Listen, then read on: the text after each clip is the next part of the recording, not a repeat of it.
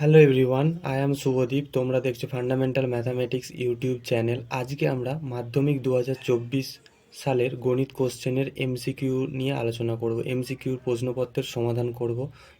Part ওয়ানটা আজকে একের দাগের সমস্ত এমসিকিউগুলোর উত্তর দেখব। তো চলো কীভাবে করছি অঙ্কগুলো দেখো। তোমরা পরবর্তী সালে যারা মাধ্যমিক দেবে তাদের ক্ষেত্রে এটা খুবই কাজে লাগবে। তাহলে দেখো কোশ্চেনটা পড়ছি। সরল সুদ এবং চক্রবৃদ্ধি সুদের হার বার্ষিক 10% হলে দ্বিতীয় বছরে কোনো মূলধনের সরল সুদ এবং চক্রবৃদ্ধি সুদের অনুপাত। তাহলে দেখো সরল সুদের ফর্মুলা এটা, আর চক্রবৃদ্ধি সুদ সমান কি জানি? চক্রবৃদ্ধি সুদ সমান আমরা জানি P into 1 + r/100 square into n-1, এটা ফর্মুলা জানি। তাহলে দেখো এখানে মান বসাই, যদি আমি মান বসাই কি পাবো? দেখো পি এখানে কত, আসল তো আমরা জানিনি, তাহলে আসলটাকে আমরা পি আকারেই রেখে দিচ্ছি। তাহলে এটা পি রইল। আর দেখো সময় কি 2 বছর, 2, আর সুদের হার 10/100, এটা সমান কি আই। তাহলে আই সমান কত হলো? 20p/100। আর এখানে চক্রবৃদ্ধি সুদ দেখি, পি যেমন আছে রেখে দেব। আর এটা কি হবে? 1 + 10/100, 2 বছর n, তাহলে কি 2 হয়ে যাবে, -1। এটা সমান যদি করি পি, দেখো 110/100 স্কোয়ার -1। আচ্ছা, এই শূন্য শূন্য একটা কেটে ছোট করে দিই সংখ্যাটা, পি। এবার দেখো এটা যদি আমি ছোট করি কি হবে? ছোট করলে পেয়ে যাব, দেখো দেখো a² - b² সূত্র বলেছে। তাহলে আমি কি ফেলবো? একবার a + b করবো +1, আর একবার কি হবে? a -1 করব। ঠিক আছে, তাহলে এটা যদি আমি যোগ করে নিই দেখি কী পাবো। এটা যদি যোগ করি হবে 21/10 গুণিত এটা করলে কি হবে 1/10 সমান পি 21/100। তাহলে এদের অনুপাত যদি করি, তাহলে দেখো সরল সুদ চক্রবৃদ্ধি সুদের অনুপাত বলেছে, তাহলে 20p/100 = 21p/100। দেখো এগুলো সব ক্যান্সেল হয়ে যাবে, তাহলে কি পড়ে থাকবে? শুধু 20:21, এটা হবে অ্যান্সার। অর্থাৎ এ ইজ দ্য রাইট অপশান। এবার দুয়েরটা দেখো, দুয়ের কোশ্চেনটা বলেছে ax² + abcx + bx = 0 যখন a ≠ 0 দ্বিঘাত সমীকরণের একটি বীজ অপর বীজের অনন্যক হবে, তাহলে আমাদের কোনটার সঙ্গে সম্পর্ক হবে সেটা বের করি। তাহলে দেখো বলেছে যখন একটি বীজ, তাহলে প্রথম বীজটা ধরে নিই যে এই সমীকরণের একটি বীজ,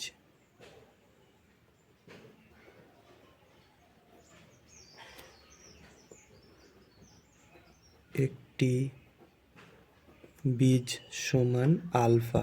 তাহলে অপর বীজ কি হবে? অপর বীজ সমান 1/α হয়ে যাবে। এবার দেখো এদের গুণফলটা যদি আমি বের করি, তাহলে আলফা গুণিত 1/α সমান, এই সমীকরণ থেকে আমরা আগেই শিখেছি এই চ্যাপ্টারটায়, যেখানে এক চল বিশিষ্ট সমীকরণে 1.5 মডিউলটাতে, ওখানে বলছি বীজদ্বয়ের যখন গুণফল হয় আমরা কি করি? এই যে ধ্রুবক পদকে a² জাতীয় পদের সংখ্যা দিয়ে ভাগ করতে হয়। তাহলে এখানে কি পাবো? দেখো ধ্রুবক পদে কি আছে? বিসি আছে, প্লাস অবশ্যই বিসি/ ধ্রুবক পদের আগে কি আছে?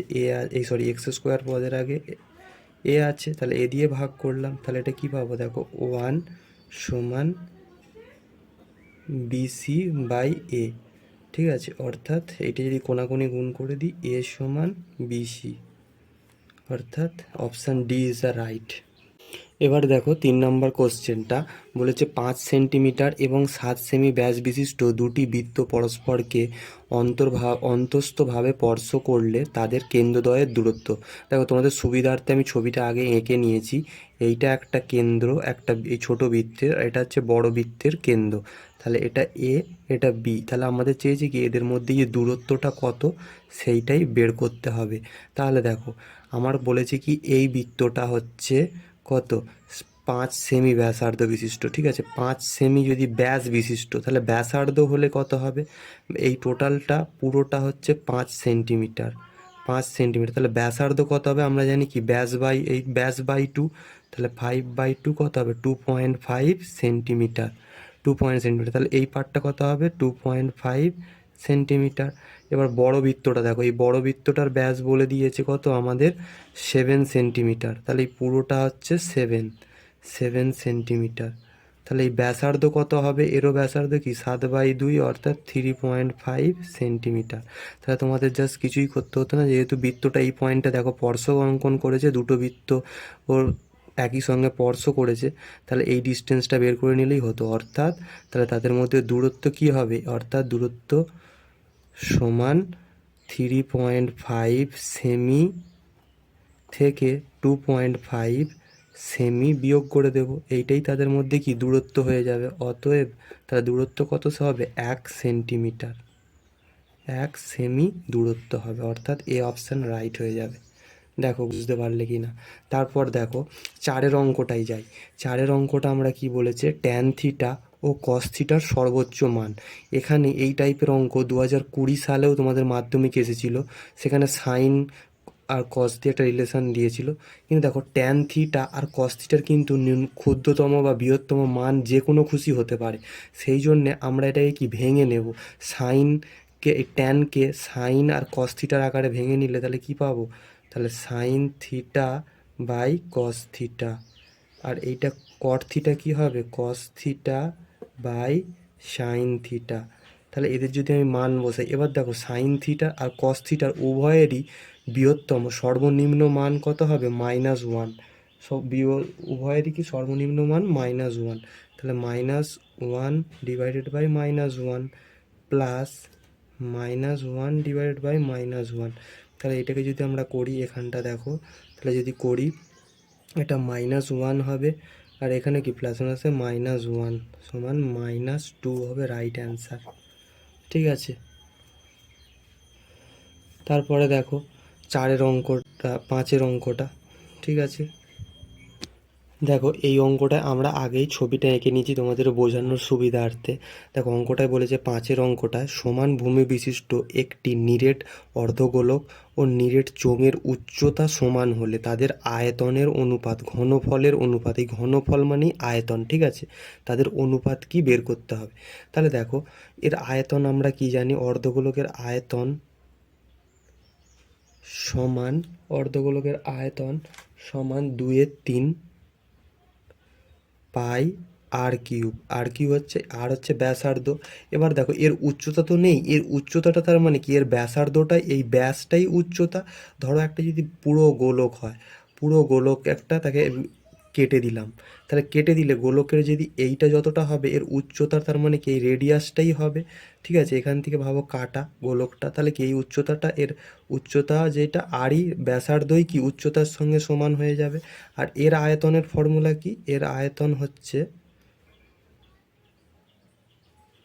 সমান পাই r² এইচ। এই যে এই এইচ, তাহলে এর ক্ষেত্রে উচ্চতা আছে, আর আমাকে কোশ্চেনে কি বলে দিয়েছে? r=h, এইটা বলে দিয়েছে, খুব ইম্পর্টেন্ট। এখানেই ছেলেটা কিন্তু ভুল করে ফেলবে অর্ধেক ছেলে। তাহলে এইটাকে যদি এইচের জায়গায় আর বসাই, তাহলে কি হবে? দেখো পাই r² ইন্টু আর সমান কি পাই r³ হয়ে যাবে। এবার এদের আয়তনের অনুপাত করতে হবে, অর্থাৎ 2/3 পাই r³ ইজ টু, এর অনুপাত কি? এইটা, অর্থাৎ পাই r³। এই r³ কেন হলো বুঝতে পারছো? এই যে r² আর উচ্চতাটা যেহেতু রেডিয়াসের সঙ্গে সমান, এই দেখো ছবিতে স্পষ্ট করে আছে, এর উচ্চতাটা কি? এর r, আর এর উচ্চতাটা যেহেতু h, তার জন্য সমান করে দিয়েছি, তাহলে কি হয়? পাই r³ হয়ে গেছে, সেই জন্য এই যে। তাহলে দেখো এবার এটা ক্যান্সেল হয়ে যাচ্ছে, এটা কি ক্যান্সেল হয়ে যাচ্ছে, অর্থাৎ 2/3:1, আর সেটাকে আমরা কি লিখতে পারি? 2:3, এই অনুপাতে হবে, ঠিক আছে। তাহলে এটা কি হবে? C is a right option. এবার দেখো এটাই লাস্ট 1 দাগের 6 নম্বর অঙ্ক।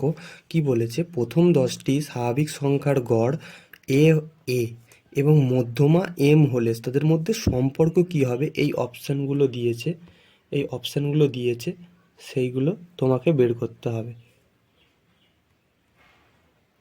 ঠিক আছে, দেখো তাহলে তাদের মধ্যে সম্পর্ক আমরা কীভাবে বের করব দেখি। তাহলে দেখো স্বাভাবিক সংখ্যা প্রথমে 10টা কী কী না, 1 2 3 4 5 6 7 8 9 10। তাহলে এদের গড় কী হবে, গড় তোমরা জানো কীভাবে বের করতে হয় না, এই সংখ্যাগুলোকে যোগ করে দেবো, তাকে 10 দিয়ে ভাগ করে দেবো। 2 3 4 plus 5 plus 6 plus 7 plus 8 plus 9 plus 10, তাকে কি করবো, এই 10টা সংখ্যা আছে সেই জন্য 10 দিয়ে ভাগ করে দেবো। তাহলে দেখো এই উপরটা যোগ করলে হবে 55/10 সমান 5.5। এবার মধ্যমায় আসি, মধ্যমা আমরা কিভাবে বের করি কোনো সংখ্যার, মধ্যমা সমান এই যে সংখ্যার প্রথম সংখ্যাকে লাস্ট সংখ্যার দ্বারা যোগ করে আমরা তাকে কি করব, 2 দিয়ে ভাগ করে দেব। তাহলে দেখো এখানে প্রথম সংখ্যা কি 1 প্লাস শেষের সংখ্যা কি 10, তাহলে 10 দিয়ে যোগ করলাম, তাই কি 2 দিয়ে ভাগ করে দিলাম। তাহলে কত হবে 11/2, সেইটা করলেও কত হবে 5.5। অর্থাৎ এইটা সমানই তো এ বলেছে আর এইটা সমানই এম। তাহলে সম্পর্ক কি দেখো দুটোই সমান, অর্থাৎ এ ইজ ইকুয়াল টু এম। ঠিক আছে, এইটা হবে রাইট অ্যান্সার, তাহলে D is a right answer. ঠিক আছে, এইভাবে তোমাদের ভিডিও দেখো, আমি তো কত ধরে ধরে করাচ্ছি, আশা করছি তোমাদের এই ভিডিওটা খুবই উপকারী হবে। তো তোমাদের বন্ধুদের মধ্যে বেশি বেশি করে শেয়ার করো, তারাও যাতে এই জিনিসগুলো বুঝতে পারে আর শর্ট কোশ্চেন দেখে ভয় না করে। সো শর্ট কোশ্চেন কিন্তু তোমাদের পরীক্ষার জন্য একটা ভালো নাম্বার তুলতে সাহায্য করবে। তো চলো, দেখা হচ্ছে পরের ভিডিওতে। আর যেখানে না বুঝতে পারবে কমেন্ট করবে। Thank you for watching.